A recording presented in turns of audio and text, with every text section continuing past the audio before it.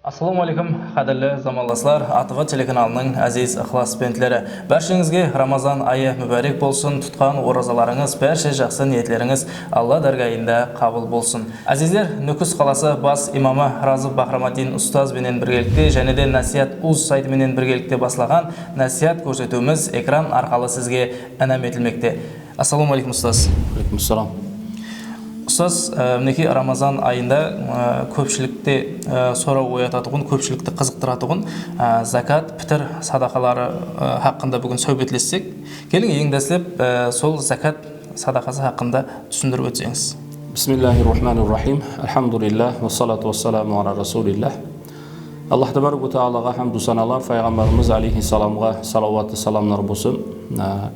Закат бұл ислам дінінің негізлерінің бірі болып есептелінеді. Себебі пайғамбарымыз алейхиссалам ислам діні 5 негіздің үстіне құрылған деп, бірінші Аллах табарак ва таалаға иман келтірулік, намазды толық бежерулік, һәмде закаттың толық берулік, Рамазан айында ораза тұту, һәмде құрбы жеткендер хаж ибадатын бежерулік деп пайғамбар алейхиссалам хадислерінде мархамат қылып айтады.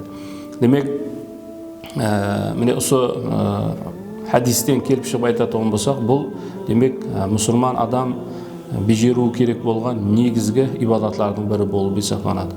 Бұл закат мал дүниядан ажыратып берілетін ибадат болып есептелінеді. Аллах табарак ва таала Құран Кәрімде мархамат қылып айтады: "Астағизу биллах ва ақимус салата ва атуз заках." Яғни һәм намазыңызды толық бежерің, һәм закатыңызды берің деп Аллах табарак ва таала мархамат қылады. Міне Құран Кәрімде бірнеше аятта міне осындай қылып намаздан кейін закатты бежерулікке, закат ибадатын толық қылып берулікке Аллах табарак ва таала өздерінің бенделерін бұйырған. Міне осы нәрседен яғни со намаздан кейін намазбенен бірге келтірілгендігінің өзі де закаттың дініміздің ең әһәмиетлі ибадатларының бірі екенлігін біз білсек болады. Закат бұл жоғарыда айтып кеткеніміздей мал дүниядан ажыратылып берілетін ибадат болып есептелінеді. Демек, бұны әлбетте мұсылмандардың әр бірі бежере алмаулығы мүмкін. Себебі құрбы жеткен, құдіреті жеткен адам ғана закат береді. Закаттың өзінің шартлары бар. Демек, мұсылман болулығы һәмде мал дүниясы өзінің күнделіклі негізгі мүтәжліклерінен тысқары болған нысапқа ие болулығы керек. Һәм бұл бір жыл давамында айланған болулығы керек болып есептелінеді. Яғни бір жыл толған болулығы керек болып есептелінеді. Біздердің мазхабымызда закаттың нысабы 85 грамм алтын, 595 грамм күміс деп белгіленген.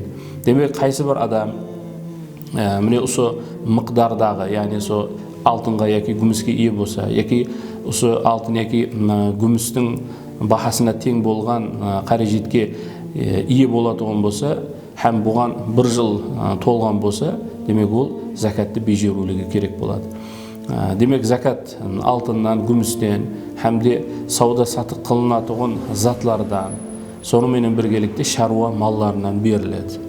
Бүгінгі күнде Өзбекстан мұсылмандар басқармасы тарапынан 85 грамм алтынның бүгінгі бағасы 34 миллион деп белгіленді. Демек, 2022 жыл үшін Өзбекстан халқына Өзбекстан мұсылмандар басқармасы тарапынан закаттың миқдары, яғни нысабы 34 миллион деп белгіленді.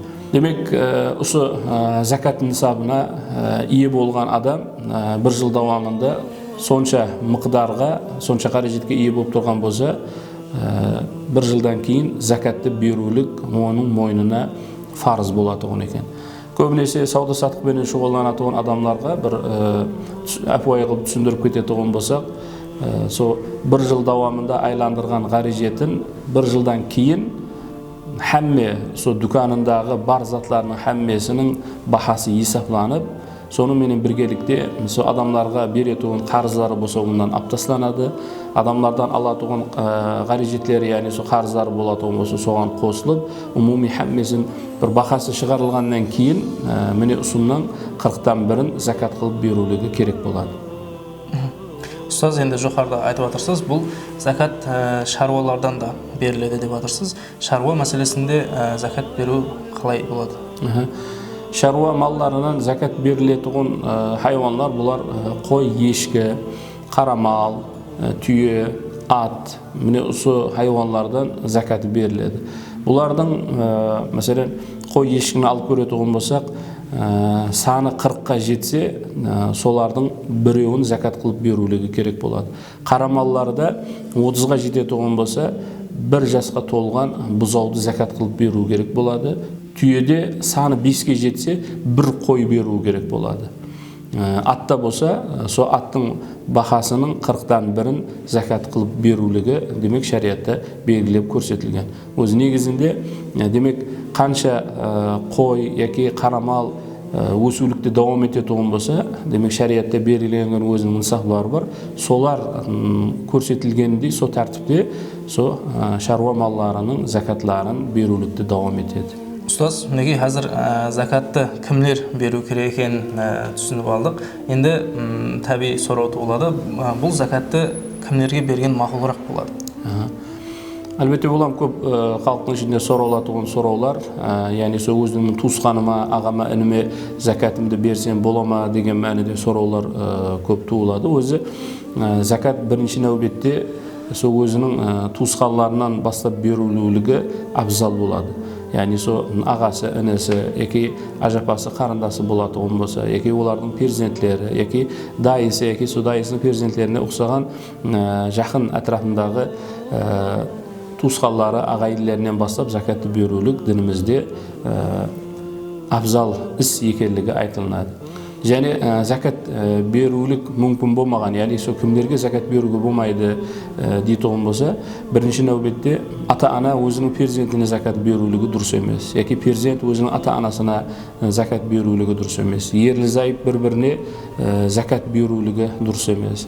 Хәмде закат бұл мүтәж, фақир, мискин деп айтылады кітапларымызда. Демек, сол мүтәж адамларға беріледі. Бай адам болатын болса, яғни сол өзіне тоқ закат нисабына ие болған инсан болатын болса, бұларға да берілген закат дұрыс емес. Әттеке өзіне тоқ болған закат нисабына ие болған инсанлардың кішкентай балаларына да закат берулік дұрыс болмайды. Егер ұсыларға закат берілген болса, бұл закаттың орнына өтпей тұғын екен. Ұстаз, осы орында және бір сұрау туылып жатыр. Машина, көлік, ямаса сол үйлерден де закат беріле ме? Әлбетте закатты біз жақсы түсініп алулығымыз керек болады. Айрым адамлар сондай деп сұрайды. Менің жыллық, яғни сол жыл давамында алған айлығымның неше қаншасын, яғни қанша бөлігін закат қылып берулігім керек, яки мініп жүрген көлігімнен закат беріле ме дегенге ұқсаған сұраулар беріледі. Негізінде закат бұл жоғарыдан айтып кеттік, инсан үшін ең керекті болған күллік мүтәжлік затлары бар. Яғни өмір давамында керек болатұғын, мәселен үй, яки көлік, яки үйдің ішіне керек болған ыдыс табаққа ұқсаған, соған ұқсаған сияқтылы затлар бұлар инсан үшін керекті болған хажаты әслиге кіреді. Демек бұлардан закат берілмейді. Қашан көліктен яки үйден закат беріледі десе, қашан бір көлікті сатып алып, ондан кейін онdan пайда көріп, қайтадан сатулықты ниет етіп алынған болса, демек бұндан закат беріледі. Өзі мінулік үшін, яки өзі жасаулық үшін бір үй алынса, яки мінулік үшін бір көлік алынатуын болса, бұлардан закат берілмейді. Себебі бұл инсанның сол жоғарыда айтқанымыздай мүтәжліктеріне кіретұғын нәрселер болып есептелінеді. Ұстаз, енді арамызда сондай инсандар бар, өзі іслеп шығарумен шұғылданады. Киім, аяқ киім және басқа да нәрселер, яғни сол цехпенен айланысып жатқан болады. Ол инсанларда закат беру керек пе? Әлбетте, іслеп шығару менен шұғылданатын адамлар, егер сол іслеп шығарулықтың арқасынан дарамат көріп, сол закат нисабына жеткен болса, қаражеті, бұлам бір жылдан кейін закат берулігі керек болады. Енді сол іслеп шығарулықпенен шұғылданатын адамдар сол іслеп шығарулықта пайдаланатын нәрселері, мәселен, кімдердір сол іслеп шығарулық үшін үлкен цехларды алуылығы мүмкін, яки көптеген тігу машиналарын алуылығы мүмкін. Міне осы нәрселерден закат берілмейді. Закат тек ұсылардан іслеп шығарылған нәрселерден сол пайда болған, яғни сол пайда көрген қаражетлерінен есаплап закат беріледі. Ұстаз, рахмет. Мінекей әзір закат садақасы хақында жүзі бір жақсы түсінікке ие болдық. Енді әзіргі уақытта осы ораза айының ішінде берілетін садақалардың бірі пітір садақасы хақында да түсіндіріп өтсеңіз. Пітір садақасы бұл ауыз ашқанлық үшін берілетін садақа болып есапланады. Ибн Аббас разияллаху анхудан риwayat қылған хадисте пайғамбарымыз алейхиссалам пітірді ораза тұтқан адам үшін керексіз гәп сөзлер һәмде әрекетлерден пәкленулік, сондай-ақ мискинлерге таам болулық үшін фарз қылынды. Кім оны намаздан алдын берсе, бұл қабыл болған закат болады. Егер оны намаздан кейін, яғни сол хайт намазынан кейін беретін болса, садақалардан бір садақа болады деп пайғамбар алейхиссалам мархамат қылады. Міне осы хадис шарифке назар тастайтын болсақ, пітір садақасы біздердің мазхабымызда ваджиб болып есапланады, ваджиб әмел болып есапланады. Демек, ораза адам айырым кемшіліктерге ораза тұтып отырған уақытта жол қойылуы мүмкін. Мәселен, сол артықша гәп сөздер яки қандайдыр бір әрекетлер. Демек, осы ораза тұтқан адам пітір садақасын беретін болса, сол кемшіліктерді жауып жіберулікке себепші болатын екен. Сондай-ақ және бір хикметі сол мұқтаж инсанлар үшін таам болулық, оларға бір жәрдем болулық үшін шариатта бұл пітір садақасы енгізілген екен. Өзі пітір садақасы кімлерге ваджиб болады десе, азат болған мұсылман һәмде бір жыл толмаған болса да закат нисабына ие болған адамлар болса, демек пітір садақасы ваджиб болады. Пітір садақасы бидайдан һәмде кішміштен ярым са, арпа һәмде құрмадан бір са қылып шариатта белгіленген. Өз айырым адамлар, яғни сол біздерде көбінесе тек қана бидайды есаплап беріледі. Яғни сол ярым са бидай дегені сол 2 килограмға жақын болған бидайдың бағасы менен белгіленеді.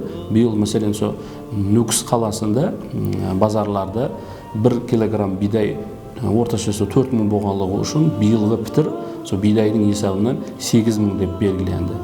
Арпаның есабынан болса 16000, кішміштің есабынан 100.000, құрманың есабынан 160.000 негізінде пітір белгіленген. Енді бұл, яғни со инсан өзінен келіп шығып, мен пітірді құрмадан яки кішміштің есабынан беремен дейтін болса, міне со айтылған мықтардағы қаражетті, демек шаңырақ ағзалары әрбірі демек бежерулігі керек болады. Енді біздерде көбінесе тек қана бидай есапланып беріледі. Демек, сол пітір негізінде қанша көбірақ, яғни сол құрмадан яки кішміштен есапланып берілетін болса, сауабам соған жараса болады екен. Демек, өзіне тоқ инсанлар болады болса, басқа бір мұқтаж инсанлардың мұқтажлығын біткерулік һәмде сол оларға бір таам болулық мақсатында қымбатырақ есаплап беретін болса, бұл үлкен бір сауаплы әмел болады. Және пітір садақасы хақында кеп кеткенде бір нәрсені айтып кетуіміз керек болады. Айырым көше билері яки сол айырым адамлар пітір садақасын шариатта белгіленгеннен төмен қылып белгілеуге әрекет етеді. Яғни сол халыққа ауыр болып кетеді деген мәнінде пітір садақасын мәселен биыл 8000 деп айтылып отырған болса, бұл халыққа ауыр болады, 4000 яки 5000 деп белгілеуге әрекет етеді. Бұл үлкен күнә болады. Себебі шариатымызда пітір садақасын һәмме мұсылман берсін деген талап жоқ. Бәлкім өзіне тоқ болған, яғни сол жоғарыда айтқанымыздай, бір жыл толмаған болса да, яғни сол өсіп тұрмаған болса да, закат нисабына ие болған адам пітір садақасы мойнына ваджиб болады деп жатырмыз. Демек, міне сондай закат нисабына ие болмаған адамға пітір садақасын берулігі шарт емес. Демек, соның үшін біз шариатта көрсетілгендей пітірді әркім өзінің жағдайынан келіп шығып белгілеп алулығы надұрыс болады. Кемінде 2 килограмм бидай яки со арпадан яки со кишмиштен яки курмадан белгилеп берүүлүгү мүмкүн болот. Неге пітір садағасы да тамаша үйлерге халқымызға жөді түсінікілі болды деп ойлаймыз. Енді келін фидия хақында да түсіндіріп өтсеңіз, әзіргі фидияның мұғдары қанша елесіпланды, фидия қандай садақа бұл? Фидия бұл шариатымызда бар садақалардың бірі болып есептелінеді. Яғни қайсы бір адам со жасының үлкен болғанлығы үшін ораза тұта алмайтұғын болса, яки жылдар давамында тәуір болмай жүрген кеселдігі бар адам болатұғын болса, демек ол сол себеплі ораза тұта алмағанлығы үшін әр бір күніне фидия берулігі керек болады. Биыл Өзбекстан мұсылманлары басқармасы тарапынан фидия 25 мың сом деп белгіленді. Яғни со бір мискін, яғни со мұқтаж адамның азық ауқатынан келіп шыққан халда. Демек, қайсы бір адам асқазаны кесел болғанлығы үшін, мәселен, жылдар давамында ораза тұта алмаса, яки со жасы үлкен болғанлығы үшін оның ораза тұтулығының имканияты болмайтұғын болса, бұндай адамлар әр бір күніне міне со 25 мың сомнан есаплап фидия береді. Ұстаз, мінекей қазір жүклі болған, емаса баласы емізулі болған хаяларымызда ораза тұта алмайды. Бұларда фидия беру керек пе шариатымыз бойынша? Жүклі яки со емізулі баласы бар хаялар фидия бермейді. Бұлар ертең имканияты болған уақытта осы биыл қалдырған оразасының қазасын тұтып береді. Енді айырым адамлар болады, мен биыл пәлен кеселмен кеселленіп қалдым, фидия берсе болатығын екен ғой деп түсінеді. Егер ол ертең қаза тұтып берулік имканияты бар инсан болатығын болса, демек оның берген фидиясы орынға өтпейді. Әттеке оламаларымыз айтады, қайсы бір адам сол 3-4 жыллап кесел болғанлығы үшін әр жылы фидиясын беріп жүрген болса, бірақ Аллах Табарак Тағала оған шифа беріп, со кеселігінен тәуір болып кеткеннен кейін, әттеке со адамларым фидия берген жылларының оразасын, қазасын тұтып берулігі керек деп айтады. Соның үшін бұл фидия мәселесінде етібарлы болуылығымыз керек болады. Ұстаз, рахмет. Бүгін мінекей закат, пітір, әмде фидия садақалар хақында бір жүда жақсы түсінік бердіңіз. Бізде жүда бір жақсы түсінікке ие болдық. Демек, әзиздер, осының менен бізде көрсетуімізді жұмақылаймыз. Егер осы оразаға тиісті сұрауларыңыз болса, Қарақалпақстан мұсылманлар қазияты Нөкіс қаласы Имам Ишан Мұхаммед Жоме мешітінің социал тармақлардағы Насият Уз рәсми каналы әмде ботларына сұрауларыңызды жолдасаңыз болады. Әзиздер, осының менен бүгінгі көрсетуімізді жұмақылаймыз. Алдағы уақытларда жақсы күндерде көріскенше, қош сау, саламат болың.